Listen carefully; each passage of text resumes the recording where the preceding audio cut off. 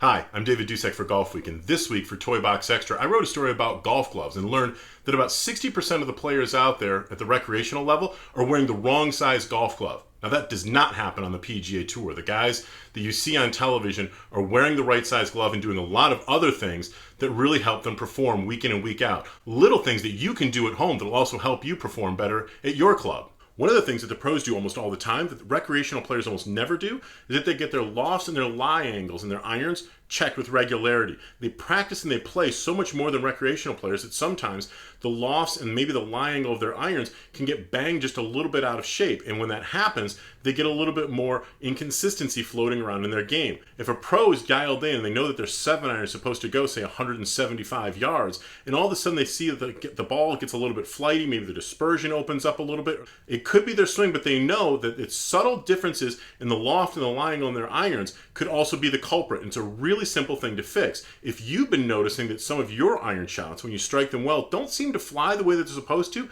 take your clubs to a good fitter and have your lofts and lie angles checked. Another thing that the pros do all the time that recreational players should do much more often is re-grip their clubs. Now, maybe not your woods because you don't use them quite as much as your irons and your wedges, but the pros will re-grip their irons and their wedges all the time, probably once a month, and some players will do it even more than that. Recreational players will suffer through worn old grips season after season. There's no need for that. Re-gripping your golf clubs is a really fast and pretty economical way to make almost any set of clubs perform better, give you better feel, be more comfortable. It's fantastic, and it doesn't take all that long. If you drop the clubs off, you can probably get a re-grip job done overnight in many cases. Pros on the PGA Tour also use new golf gloves almost every week. Now, sure, they get new golf gloves given to them by their reps and by different manufacturers, but you see people using golf gloves that have holes in them. They're old and wrinkly. It looks much more like a chamois, like you should be wiping down your car with it rather than actually playing golf with it. Now, a new golf glove probably only costs you between, say, $15 and $25, depending on exactly which one you want.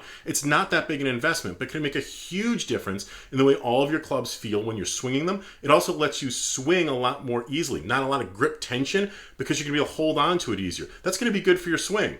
At the end of the day, making a couple of small investments in your golf club can actually pay some really big dividends in your game. I'm David Dusek for Golfweek.